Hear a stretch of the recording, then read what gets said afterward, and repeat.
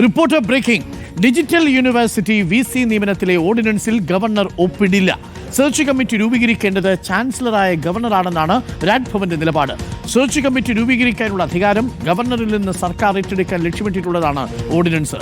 റഹീസ് റഷീദിന്റെ കൂടുതൽ വിവരങ്ങളുമായി. റഹീസ് റഷീദ്, അക്കാര്യത്തിലും തീരുമാനമായി അല്ലേ?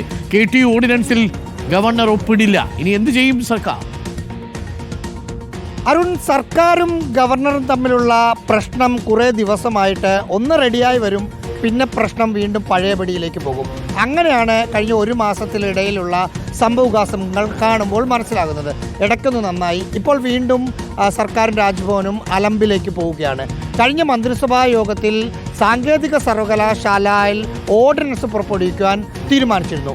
അതായത് സെർച്ച് കമ്മിറ്റി രൂപീകരിക്കാനുള്ള അധികാരം ചാൻസലറായ ഗവർണറിൽ നിന്ന് മാറ്റി സർക്കാരിലേക്ക് വരുന്ന തരത്തിലായിരുന്നു ഓർഡിനൻസ്. അത് തീരുമാനമെടുക്കുകയും അത് രാജ്ഭവനിൽ ഓർഡിനൻസ് എത്തിക്കുകയും ചെയ്തു.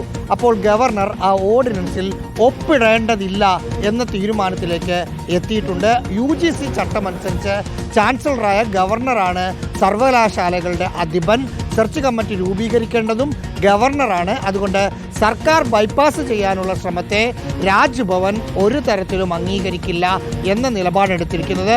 അത് സുപ്രീം കോടതി വിധിയുടെ ലംഘനവും UGC നിയമത്തിൻ്റെ ലംഘനവുമാണ് സംസ്ഥാന സർക്കാർ എടുത്തത് എന്ന വാദമാണ് രാജ്ഭവനിലുള്ളത്. 15-ാം തീയതി ഓഗസ്റ്റ് 15-ന് ഗവർണറുടെ ചായ സൽക്കാരം അറ്റ് ഹോം പരിപാടി രാജ്ഭവനിൽ നടക്കുന്നുണ്ട്. ആ പരിപാടിക്കെത്തുന്ന മുഖ്യമന്ത്രിയോട് കാര്യങ്ങൾ പറയാനുള്ള ഒരു തീരുമാനമാണ് രാജ്ഭവൻ ഇപ്പോഴെടുത്തിരിക്കുന്നത്. അരുൺ.